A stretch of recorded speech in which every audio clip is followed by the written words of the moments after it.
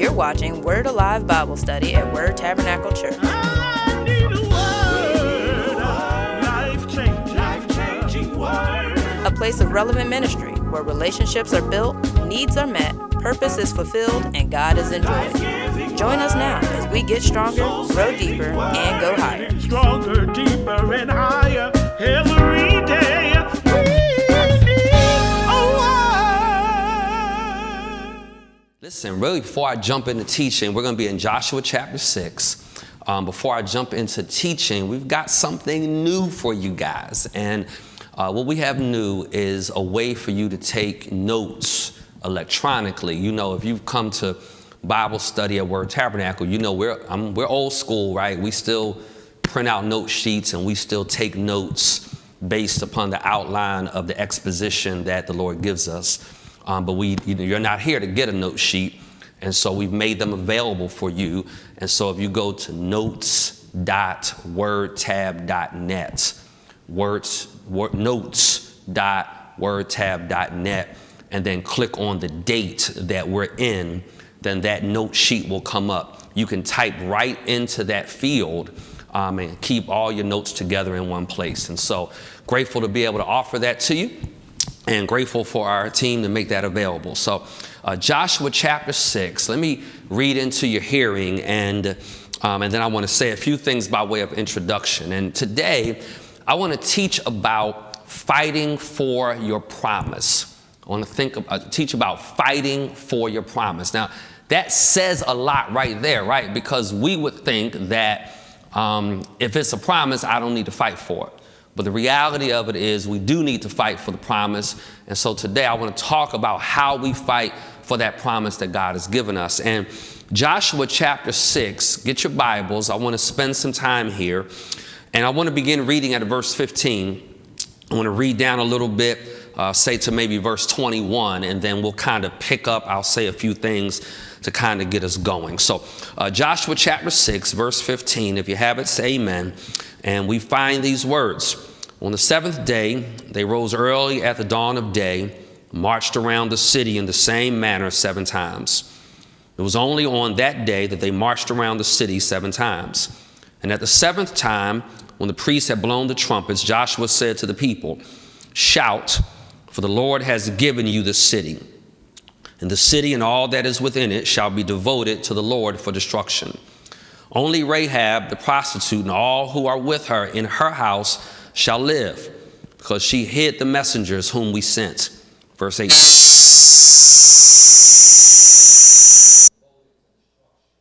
"Lest when you have devoted them, you take any of devoted things and make the camp of Israel a thing for destruction and bring trouble upon it.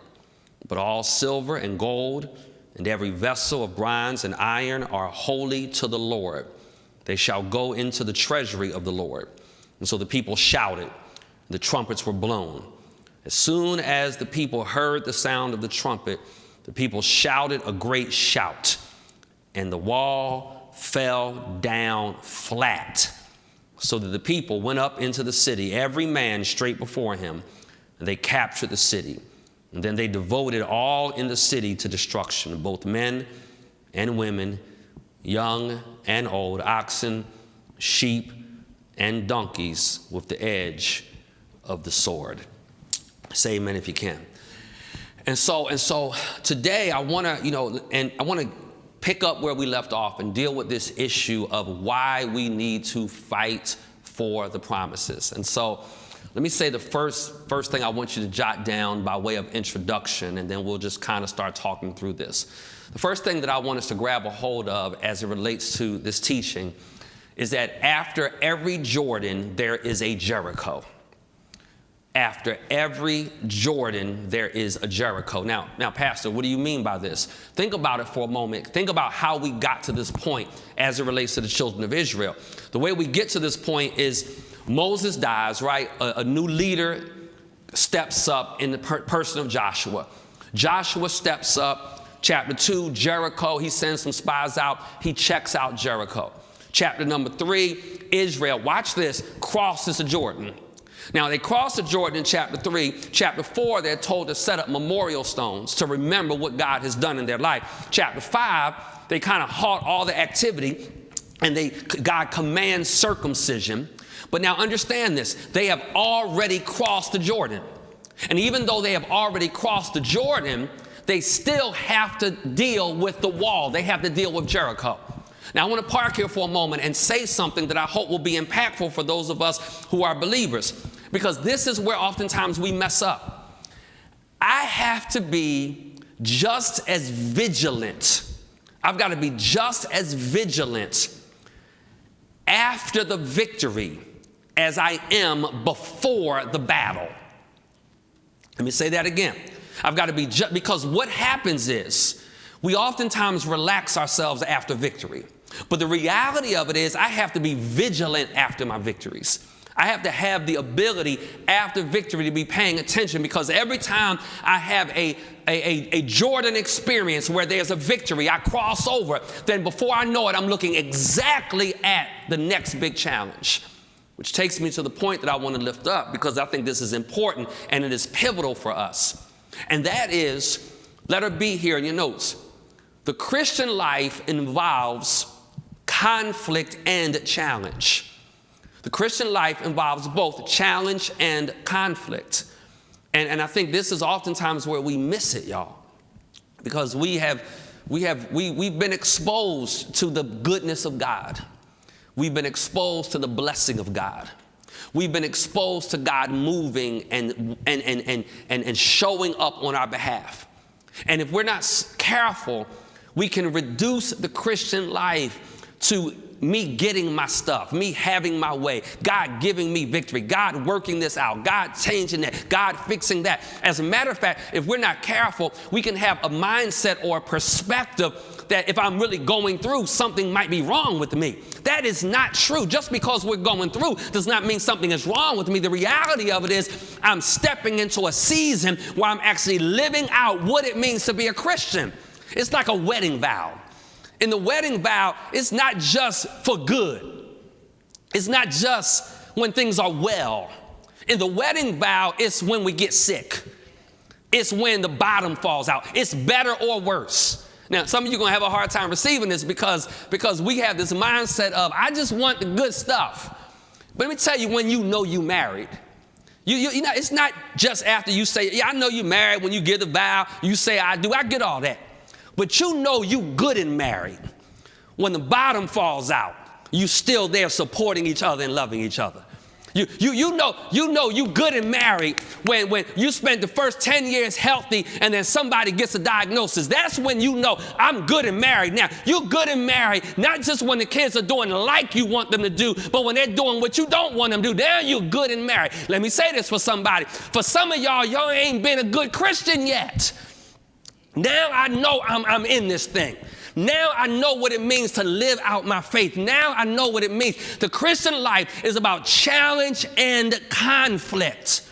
It's about challenge and conflict. And this is what we see, because even though God has promised, let me take you to the title of the teaching. Even though God has promised something, I still have to fight for what God has promised. But there's another thing, by way of introduction, these few verses teach us. Now, I want you to, we need to park here for just a moment. It teaches us that the battle always begins spiritually and then develops naturally. The battle always begins spiritually and develops naturally. Now, let me show you this for just a moment. Go back with me real fast. Before we got here to chapter number 6, go back to chapter 5. Right, in chapter 5, the commander of the Lord's army shows up. Now, let me park here for a moment. Joshua is not the commander of the Lord's army. He's the one that God has in place naturally. But there is one greater than him spiritually.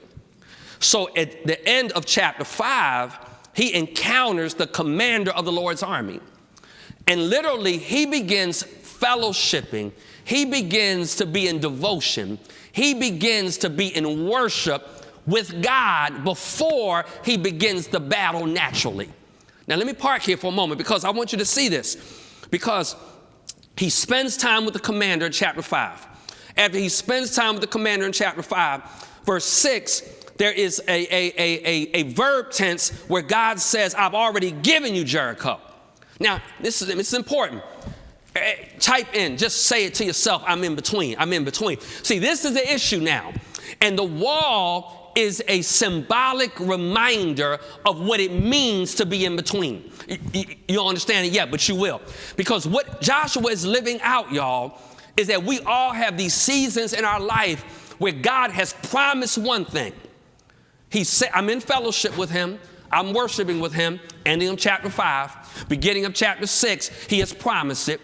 He has promised it, but yet it's not happened yet. I still have to fight for it. Don't miss it. It starts off spiritually, but then it develops naturally. Can I tell you where so many of us get stuck? We get stuck in between. In between spiritually what God has said and naturally what I need to do. I'm teaching better than y'all giving me credit for because we get, let me tell you what the wall really represents because most of us miss it. It is not a wall. It is two walls. See, the walls of Jericho were designed that if you got over one, you would get stuck in between. So you had one wall, and the walls were 5 feet wide. You know, that's pretty wide, right? They're about 15 feet high, 20 feet high, 5 feet wide, with a space in between and then another wall. So if you got up one wall and got down, you would be stuck in between the two walls. This is exactly what's happening with us spiritually. God has said one thing, y'all didn't catch it. I got up one wall.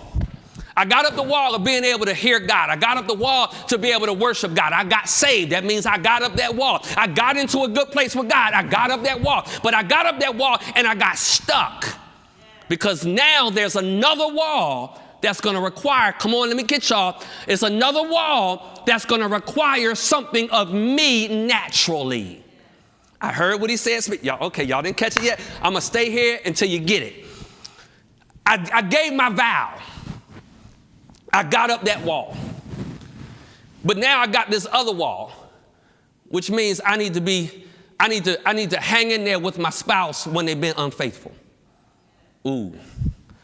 I got up one wall, and I know God said he was going to bless me with a child, and I had the child, but now the child is wayward, and it's requiring something of me naturally.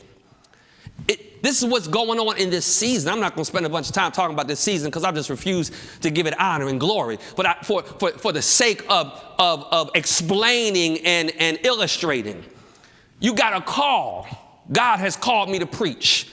God has called me to sing. God has called me to play. God has called me to teach. Okay, you got over that spiritual wall. Now you're stuck in between because it's going to require something of you to do naturally.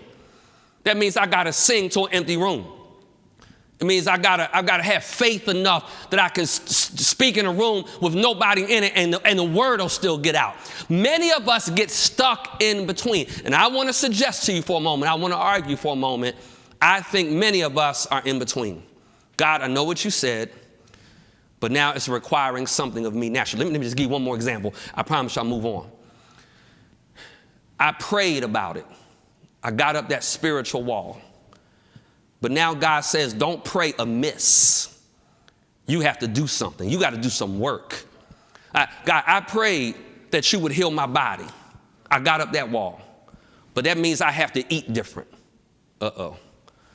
It means I have to exercise. It means I have to do my part naturally. Many of us have not conquered Jericho because I'm stuck between two walls. I'm stuck from what spiritually has happened and what I need to do naturally. I'm moving on, but I want to say this to somebody. What is God calling you to do naturally that you have not gotten to yet? What has God called you to do naturally? You already heard him. He promised it. The issue is not that God is going to break his promise. The issue is I need to be careful that I'm not stuck between because there's some stuff required of me naturally. Now, let me say something about this. When we get into this place, it requires two things of us. It requires focus. Everybody shout, type in focus. And it requires discipline. Everybody shout, type in discipline. It requires focus and discipline. God, this is so good if we can grab this thing. Well, Pastor, what do you mean it requires focus and discipline? Well, if I'm going to be successful, if I'm going to grab a hold of the promise God has given me, then I am at a season now, I am at a juncture where I don't have the luxury of focusing on anything but the promise. I think too oftentimes God will put us in a place. I believe it's what he's doing in this season right now. God is saying, let me help you focus. Let me help you have a discipline so that you recognize in this season you're in, if the Jericho wall is going to come down, you've got to focus on what I have assigned your hand to do. You've got to become so disciplined. You got to become you can't, we talked about this last week. When you walk around this wall, don't talk to each other, no trash talking, no talking about little casual stuff, no talking about stuff that don't matter, no talking about stuff that's not going to build people, no talking about stuff that won't develop people, no talking about stuff that won't give me honor, no talking about stuff that won't give me glory, no talking about stuff that's not going to be good for people. At this place, he says, you got to focus, man. And this is where we are. At the end of the day, God is raising up a season as we claim a hold, as we fight for what he has promised. He's saying in this season, you got to focus and you got to be disciplined. And so that's what this text begins to teach us, y'all, this issue of focus and discipline. Let me say one more thing to introduce this, and then I want to just exegetically, that just means expositional teaching all it means is undressing the text. Expose, expositional teaching. That's all we do at Word Tabernacle. We expositionally teach. That means the text comes to us with clothing on, and we take off all the clothes to see what it means in its nakedness. So before I do that, let me give you one last point of introduction. The last point of introduction, you should shout this out. As a matter of fact, before I even give it to you, these 4 words are going to raise up a shout in you. These 4 words are going to raise up a God is good. These 4 words are going to be like, you know what? I'm confident in this moment. I'm telling you, you should wake up with these 4 words on your lips. You should go to bed with these 4 words on your lips. When you go to the doctor's office and you don't like what you hear, it's going to be these 4 words that's going to give you life. When you are at a funeral, and it's nobody in the room but 5 of you because of what we're dealing with in our society, these 4 words are going to get you through. When you're going through whatever hardship, when you find out you may lose your job, these 4 words, I'm telling you, are going to make the difference. Here they are. You probably already guessed them. Here they are. God has a plan. Whew. God has a plan. Come on, you all just shout that at home. You all shout that at work. I know you're in your cubicle on your lunch break. God has a plan. You got to believe that thing. It's in the text, y'all. This is not me just giving you something to shout about. It's in the text. In the text, Joshua's got the land all scoped out. And here comes the commander saying, you know what? No, we're not going to do it all that way. God starts speaking to Joshua. He says, this is what you're going to do. He says, you're not going to fight like you normally fight. Y'all going to walk around the wall 7 times, 7 days. On the 7th day, you're going to walk around 7 times. Y'all not going to talk to each other. Y'all not going to say nothing negative. You're not going to doubt me. You're not going to be skeptical. And then at the right time, we're going to blow the trumpet. And we blow the trumpet. Y'all going to shout. And when y'all shout, you have the victory. What? Let me tell you why some of us can't receive this. Because sometimes God's plan is strange. Sometimes God's plan, it just doesn't make sense in the natural. But I'm here to tell you, I'm here to speak over the atmosphere, to decree it and declare it in your life.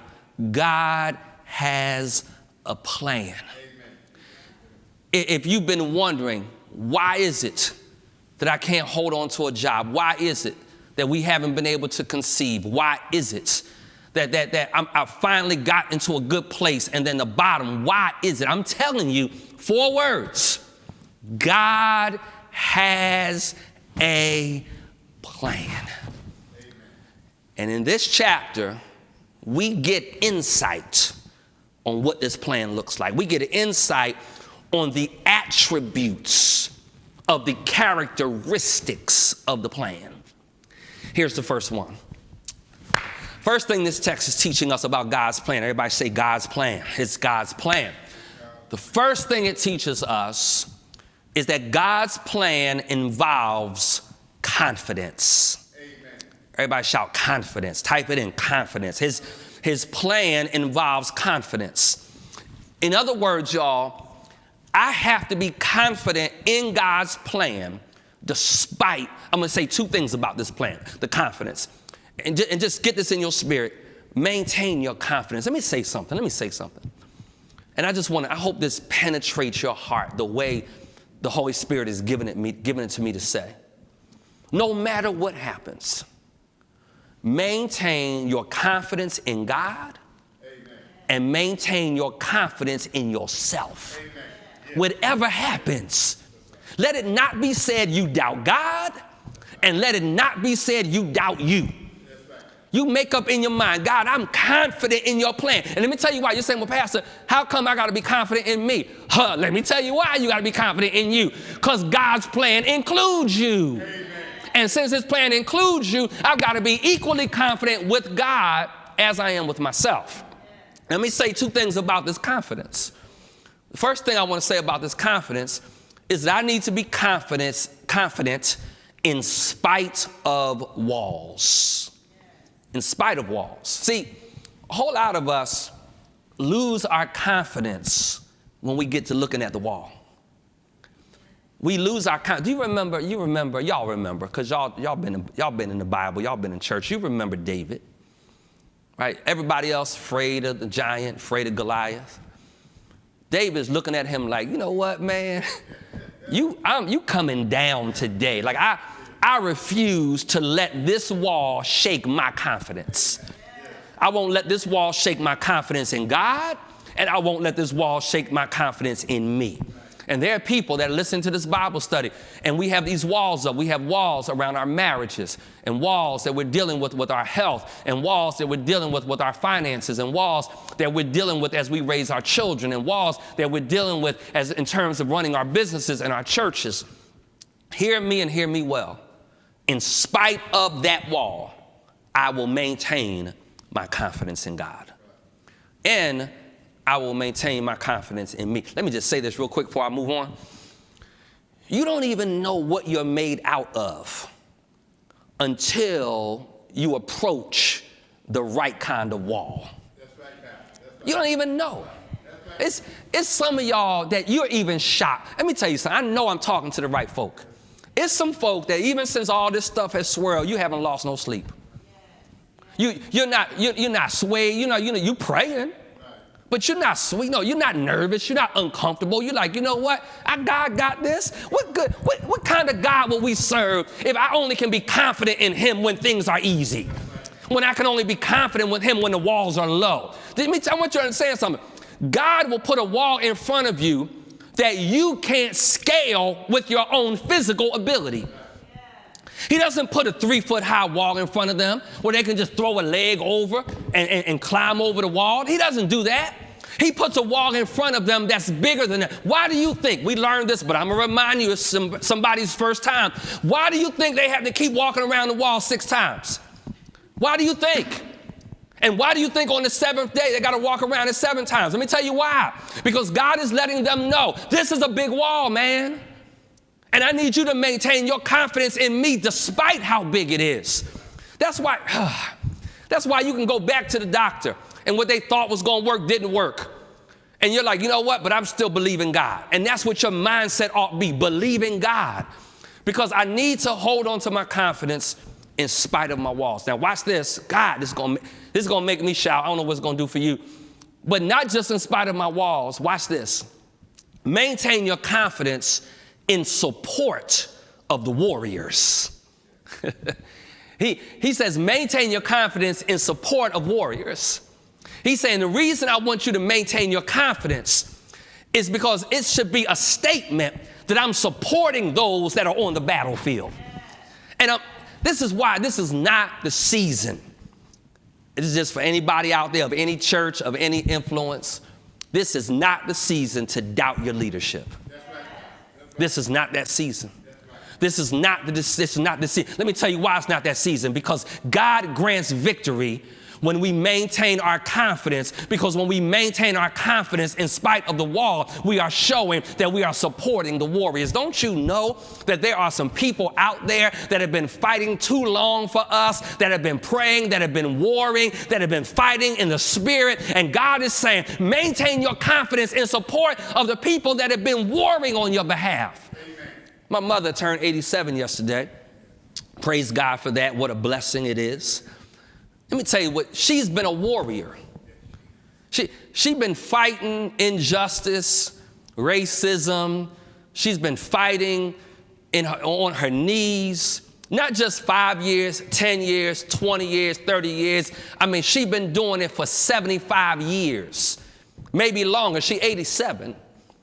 God is saying, have confidence in support of the warrior, in support that her prayer was not in vain. Amen. In support of what your grandmama did is not going to be wasted.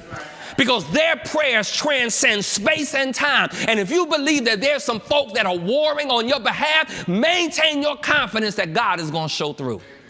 Now, the first big thing about this issue of fighting in God's plan is that his plan always involves confidence. Now, there's second thing, because I want us to grab a hold of this, y'all. Not only does it involve confidence, but secondly, this is Roman numeral 3. God's plan involves conquest. It involves conquest. And I want us to grab this, y'all. It doesn't just involve me having a confidence in him. It involves me knowing I'm going to win. See, can I just throw this for free? Get this in your spirit. It's time. I hear the Lord speaking. It is time, and I'm just going to say you. I don't usually say you, but I'm going to say you. And you're going to know I'm talking. You're going to know exactly who I'm talking to. God is saying you are in a season where it is time for you to get used to winning.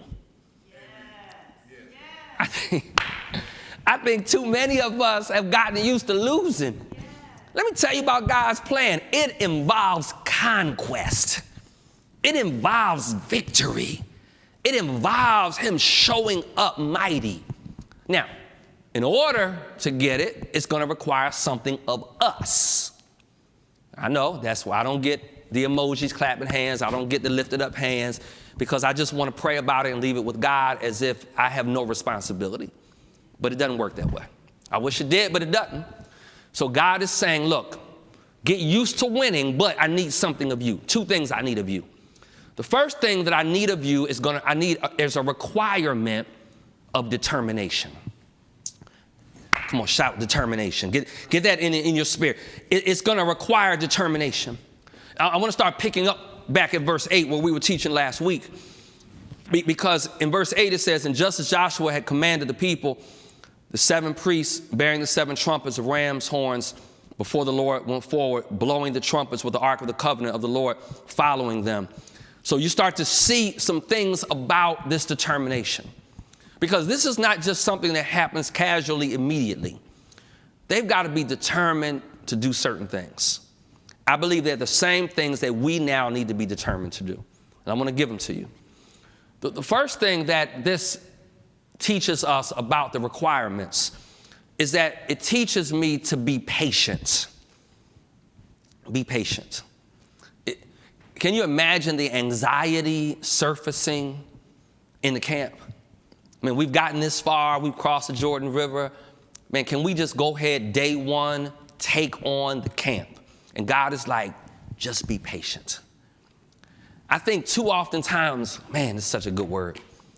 I think too often times we give up on the day before the victory. I want to just say this to somebody because it won't be true for everybody. I just want to be honest. It won't be true for everybody, but it's going to be true for some folk that I'm talking to. You're a day away. A day. So so you have to get up and say, you know what, this could be my day. And I promise you, one of these days you're going to say it and you're going to be right. Amen. You are going to be right. And so encourage one another to just be patient. That's number one. That's the first requirement here. Just be patient. Here's the second big requirement. I'm sorry, I got to say this. I got to say it. Because part of this issue is around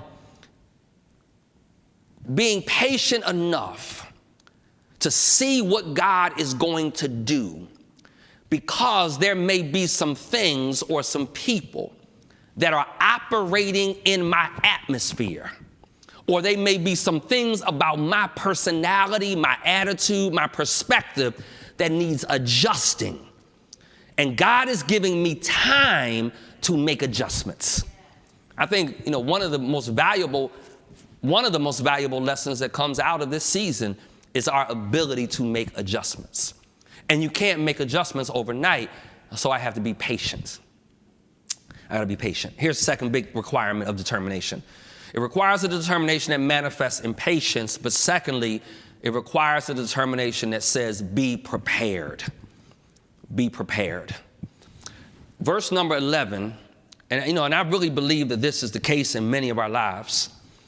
He starts talking about, so he calls the ark of the Lord to circle the city, going about it once, and they came into the camp, spent the night in the camp. Then Joshua rose early in the morning, priests took up the ark. So they start going around day after day after day. And what God is saying is, I'm trying to get you prepared for what you're about to occupy. I'm trying to get you in the right place, emotionally, spiritually. Be prepared. I mean, let's just be honest. How much stuff, and let's all take on our own personal life. How much stuff have you asked God for that you're not even prepared to receive? You've been saying, God, do it. But God is like, but you're not even ready for that. You asking me for the bigger house, and, your one-bedroom apartment is dirty. You're not even prepared. You say, Lord, send me a spouse that I can love, I can be good to. God's like, but you don't even take care of you. So you're not prepared. God literally says a requirement that is placed upon us is to be diligent in my patience and in my preparation. But here's the third thing. Not just in my preparation and my patience, but number three, I need to learn to be progressive. Everybody say progressive. We talked about this in great detail last week, or maybe it was the week before now, that part of the reason God says encircle the wall 6 times and then on the 7th day go 7 times is because he's trying to show them the progressive nature of both their faith and their obedience. Many of us lack our ability to be progressive. Let me give you one easy example, okay? Maybe 2. It's fine to start off with a 5-minute daily devotional.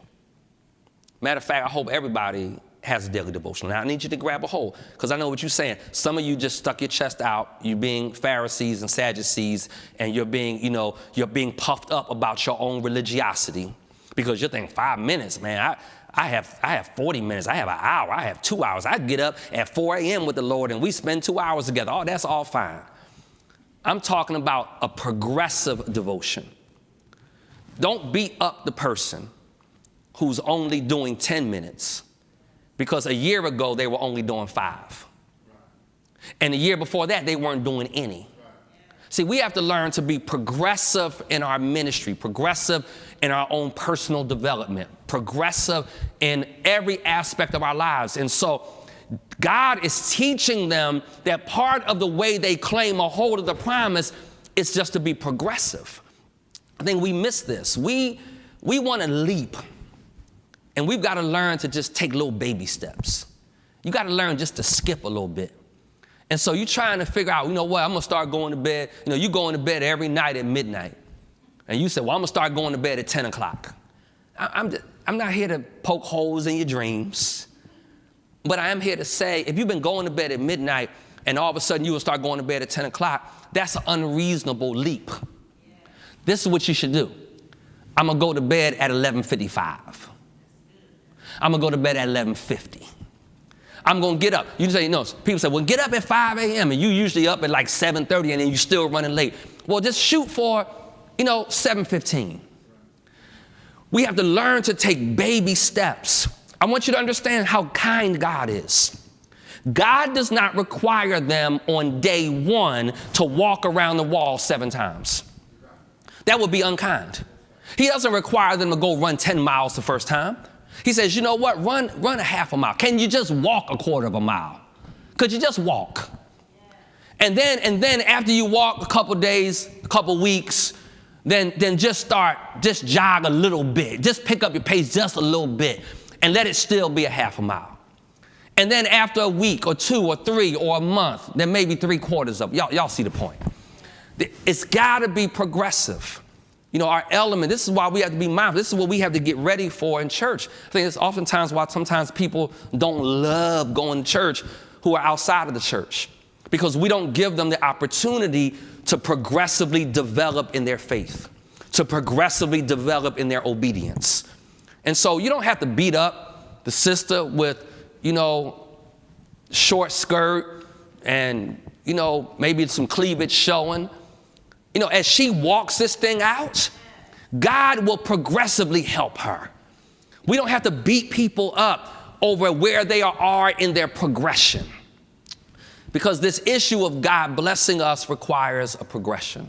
So number one, I've got to have this ability, y'all. It's going to require a determination. But here's the second big thing, and I may or may not get done this sheet today. We'll see. But it requires discipline.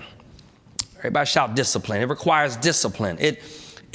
There are at least 4 or maybe 5 disciplines referenced in this text. And this is why, my staff was saying, Pastor, you already taught. You've been on Joshua chapter 6, like 2 weeks. I thought we'd be in Joshua chapter 7, but sometimes you got to just shake the tree one last time, right? So all this is me shaking the tree one last time, see what fruit is going to come.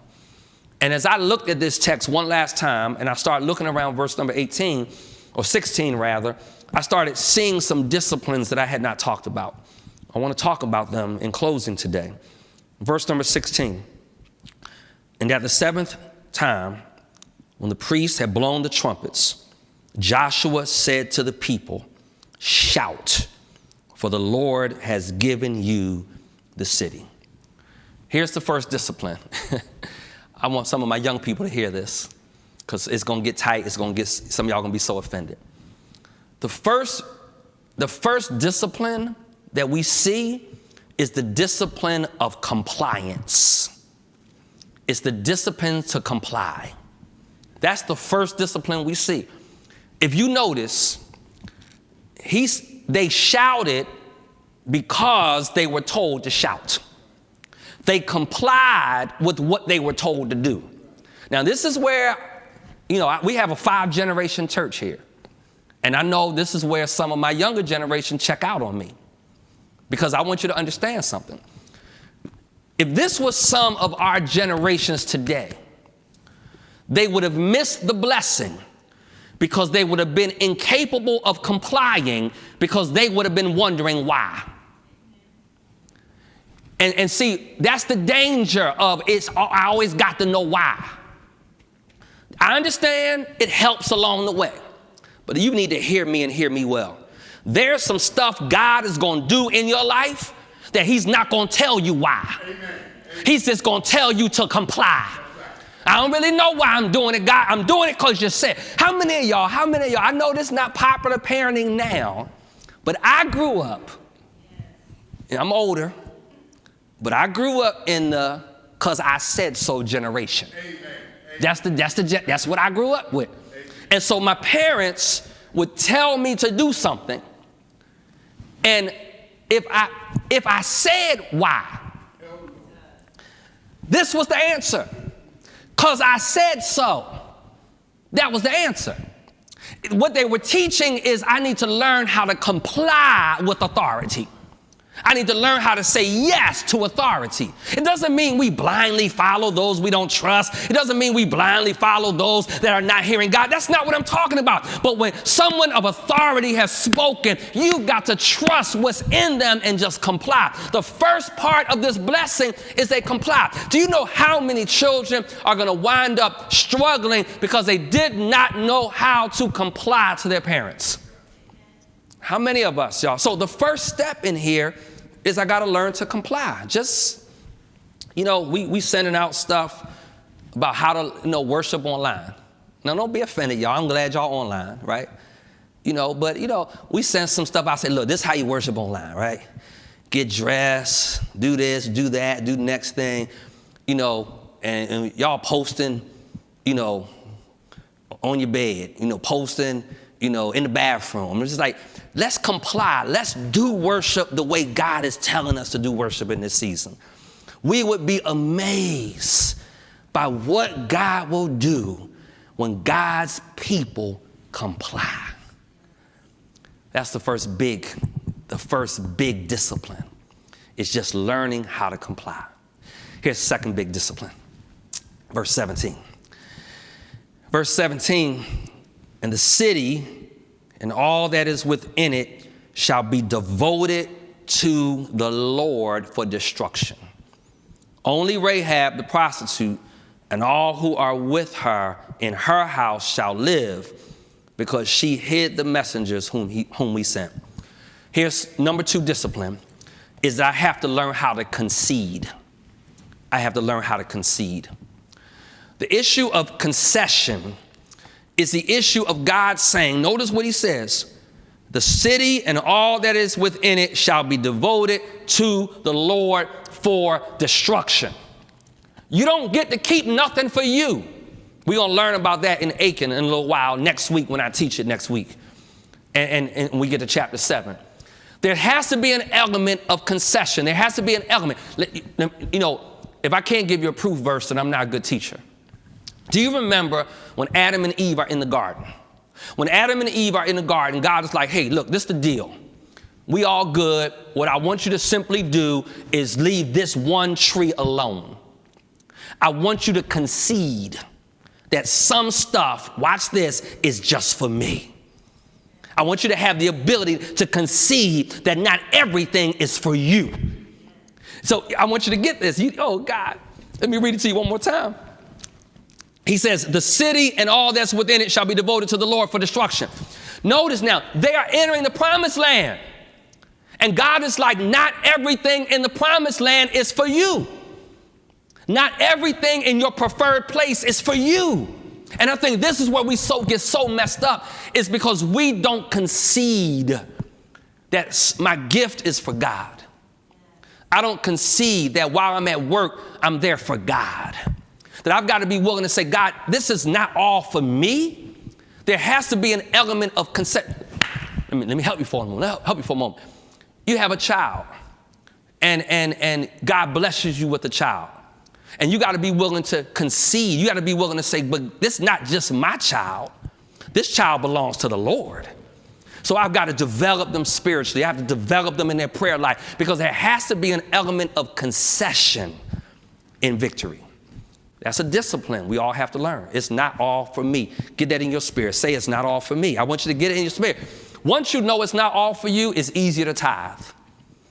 Once you know your gift is not all for you, it's easier to serve. And then here's the last thing, is the last thing for today anyway. Verse number 18 is that I have to learn to cease. But you keep yourselves from the things devoted to destruction, Lord Jesus. Everybody say, keep myself, keep myself. Boy, this is a good place to end, I guess. Y'all remember that song? We sing it, y'all all love it. Lord, deliver me for me, because all I seem to do is hurt me. He's saying, look at what he says. He says in verse 18, keep yourself from the things devoted to destruction, lest when you have devoted them, you take any of the devoted things and make the camp of Israel a thing of destruction and bring trouble upon it. This is what God is saying. Now that I've got you in a better place, stop doing the stuff that's going to hurt you. Sometimes we need to protect us from what's destroying us. And so our prayer ought to be, God, help me to take a hold of the promise. But in order to do that, there's some things I've got to do. It is this balance between what I've heard of God in the spirit and what God is requiring of me to do in the natural. Thanks for listening to Orthos. Hope you enjoyed today's Bible study. If you've got questions or comments or feedback, I'd love for you to share it with me. You can email me at james@jamesgaillard.com. I would also encourage you to follow me on one of my social media outlets. Go ahead and subscribe, either at Facebook or YouTube or Twitter or Instagram. Again, thanks for listening. See you next week.